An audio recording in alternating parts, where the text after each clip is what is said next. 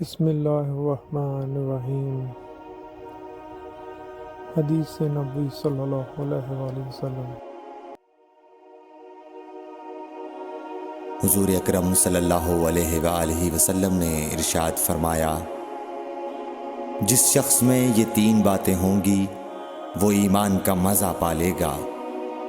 ایک یہ کہ وہ شخص جسے اللہ اور اس کا رسول ان کے ماں سوا سے زیادہ عزیز ہوں، اور دوسرے یہ کہ جو کسی بندے سے محض اللہ ہی کے لیے محبت کرے، اور تیسری بات یہ کہ جسے اللہ نے کفر سے نجات دی ہو، پھر دوبارہ کفر اختیار کرنے کو وہ ایسا برا سمجھے جیسا آگ میں گر جانے کو برا جانتا ہے۔